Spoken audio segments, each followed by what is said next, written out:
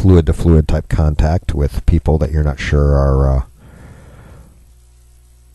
are clean. But yes, Ebola has apparently hit Texas. Maybe. Now this just in. I don't even have this in the program notes, folks, because right now we're going to kind of start to get into our candidates and politicians behaving badly segment for today, which for some reason tends to also line up with the loony liberals segment usually. But this just came in, just posted over at BuzzPo. But the last article is also available at BuzzPo, written by Taylor Millard, also does his own, well, I won't say his own radio show. He's also on several radio shows with Liz Harrison, who also writes over at BuzzPo. If you remember Liz, she was on the air with me on Friday morning. Great person. But Steve Ale has written this one about the North Carolina lawmaker. He's riddled with guilt. Why? He was appointed to his seat to finish the term of another representative. And several people are calling this guy a bit of a kook. But it's because he's looking for achieving equity in schools among the various races. Folks, there's only one race when you're talking about those of us who are bipedal, tend to drive cars, drink Coca-Cola, eat apple pie, and all that stuff. We're called human. One race, folks. So I don't know what this equity among one race. How can you have equity between races when there is only one? But anyway, this gentleman named Greg, G-R-A-I-G, Mayor, wrote a book about called Courageous Conversations About Race, a Field Guide for Achieving Equity in Schools. And it discusses a lot of things like white privilege, etc., etc., etc.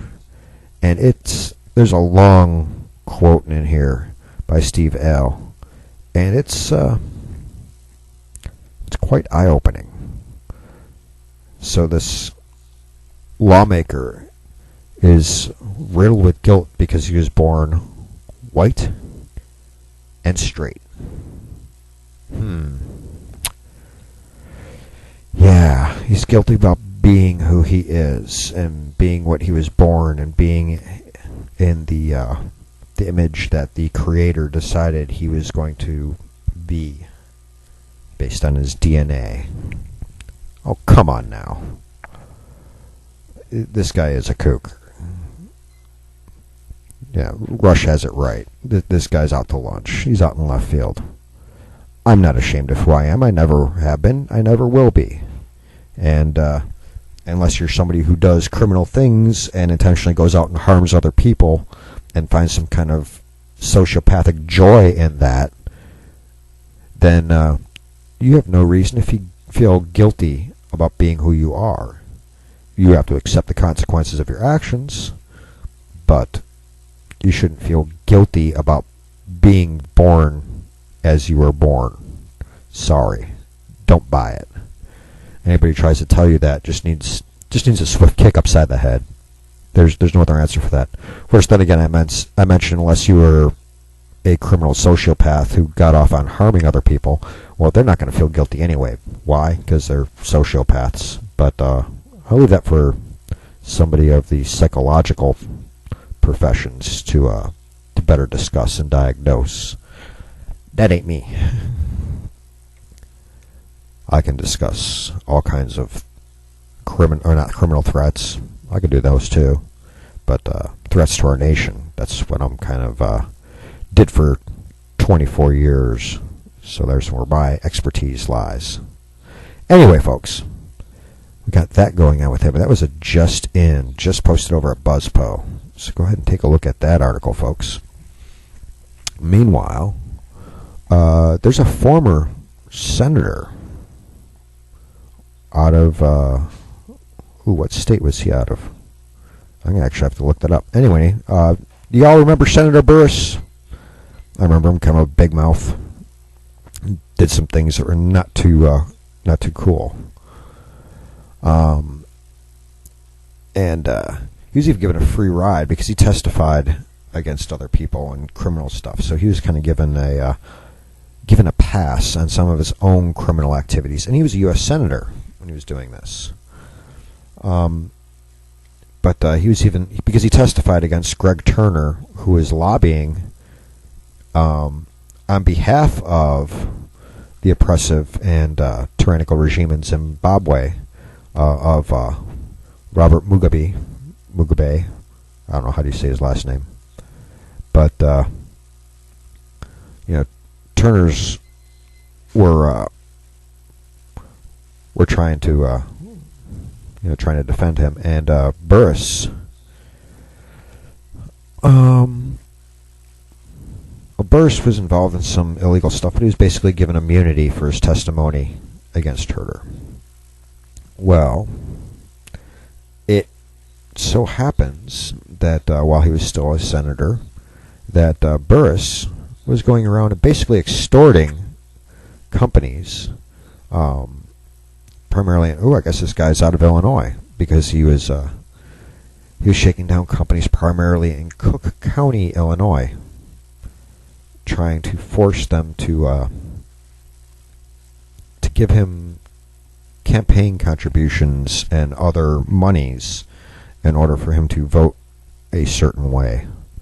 So he wasn't just accepting, the bribes and lobbying fees, etc., but he was also flat out saying, "Hey, you're going to pay me," shaking him down, which is extortion. Last I checked.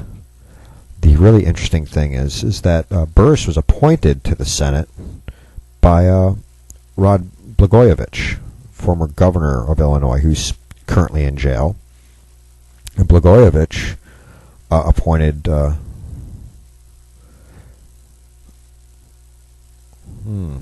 he tried to sell the Senate appointment to Jesse Jackson Jr. and then it ended up appointing Burris, and this was for Obama's old seat when Obama was elected to a president. So he left the Senate seat vacant. So he was Obama's replacement in the Senate, folks. And there you have it.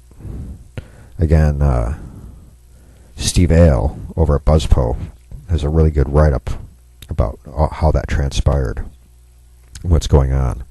So what do you think about that, folks? All kinds of great and wonderful, politicians behaving badly. Now, folks, for another one, a great one.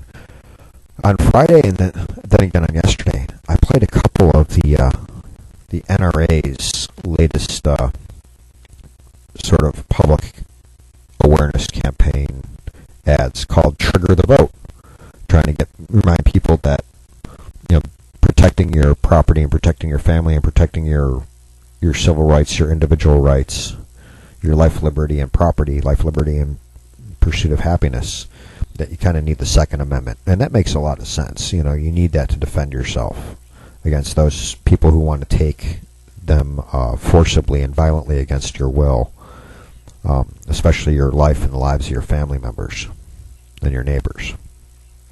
So yeah, you may need a firearm to protect yourself. Well, another thing that protects those same things, protect those rights, and keeps them from being taken by force, is your voter registration card, and actually going in and using it and voting for those people who are going to fight for your rights, to make sure that you maintain those liberties and freedoms and don't have them forcibly nicked away and taken away from you. So, of course, the NRA is doing all kinds of ads to get people to register to vote and vote legally register to vote and vote. That means you go in and you vote once, not you register yourself and your dead grandpa and you go in and vote twice, once for you and one for him. Don't work that way, folks. Grandpa's dead. Sorry, he doesn't get a vote anymore. Or great-grandpa for some people. But depending on your age and their age and situations. Anyway, well, you have a Connecticut state representative who evidently doesn't really believe in the one person, one vote, legally, register to vote according to your state's laws and do things the right way. In fact, the Connecticut state's attorney, the Attorney General, has found that this state representative has voted in multiple local and state elections in districts that she doesn't even live in or could legally vote in. She's charged with 8 counts of fraudulent voting, 10 counts of falsifying enrollment forms, and in other words, registering when she couldn't legally do it, and 1 count of fabricating physical evidence. She filed false residency papers trying to prove that she lived someplace she didn't and was caught. And the first 8 counts combined carry a minimum of a 1-year prison term with no more than 2 per count. So she faces anywhere from 1 to 16 years for the fraudulent voting. And then the additional 11 counts, the forging her residency documentation and filling out false registration paperwork, those carry in aggregate 5 years. So she's facing anywhere from 1 to 21 years in prison and up to $4,000 in fines for actually casting the ballots that she cast that were illegal. And to top it off, she's a state level representative. She sits in the Connecticut state legislature. So, and this isn't the first time she's had a large run-in with the law. She evidently hit a boyfriend a couple of years ago. Hit one of her boyfriends with a car, and not an accident either. She was angry with him and started her car and not just threatened to hit him, but actually ran into him and then took off.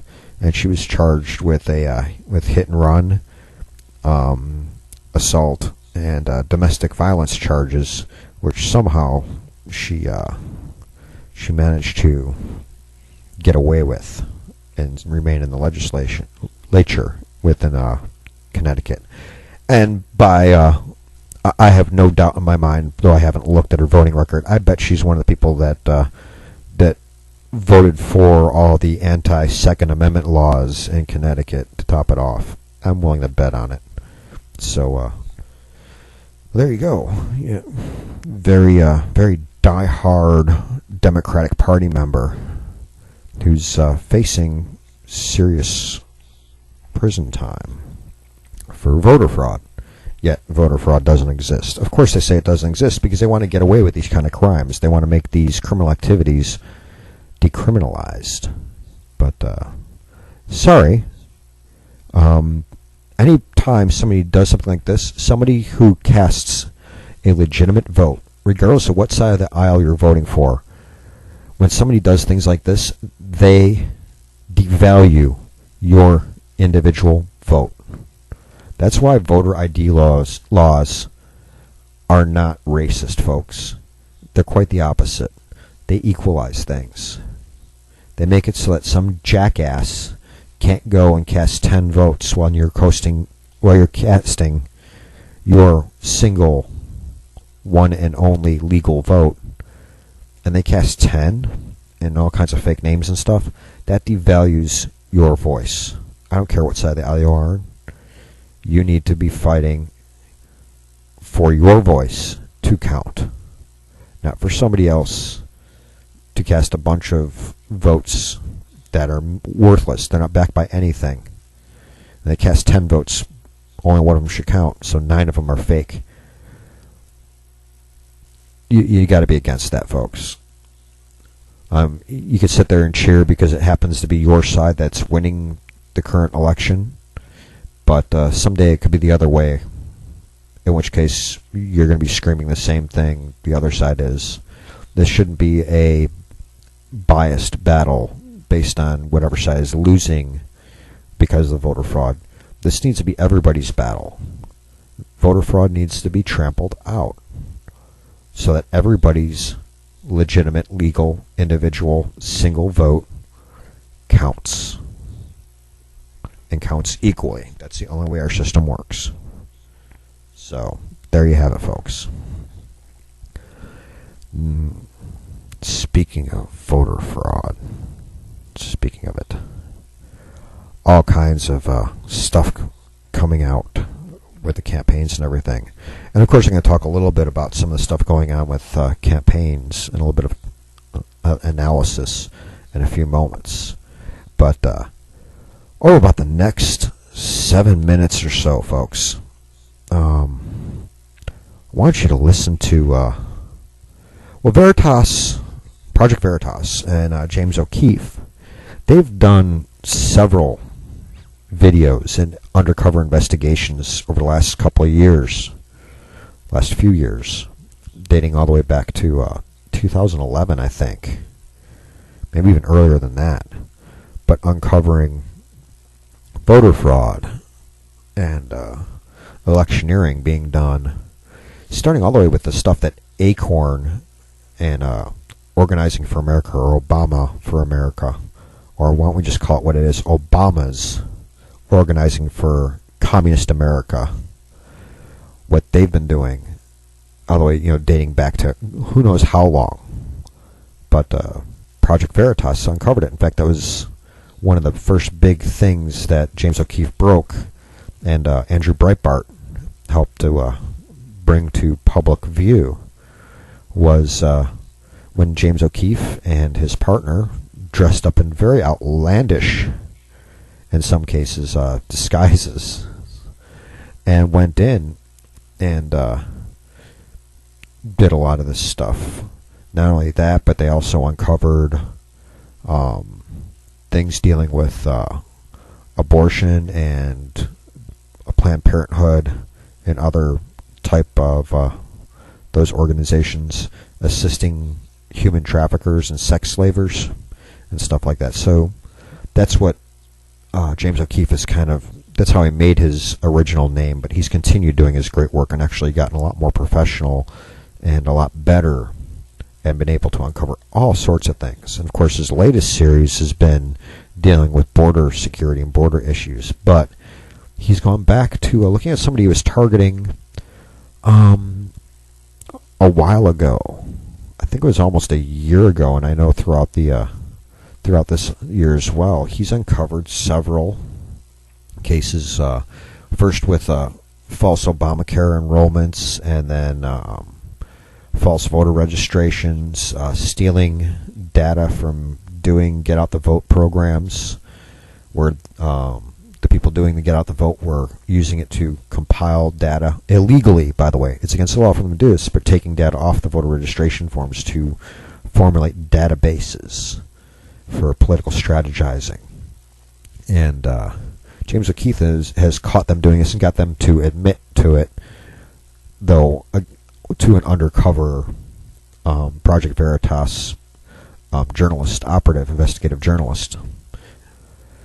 So they've admitted, not knowing who they were admitting it to, but caught on tape with this stuff. And James O'Keefe and his team went back, and with another election coming up, they went to go and see if they've mended their ways or if they're still doing this stuff. And with his latest video, which just came out yesterday, folks, came out right around the time I was doing my show yesterday, so I was unable to put the audio up for you. I'm going to put the audio up now, and then a little bit later today, I'm probably going to have it rebroadcast put the video posted over at BuzzPo with my little write-up on it. I'm putting my own little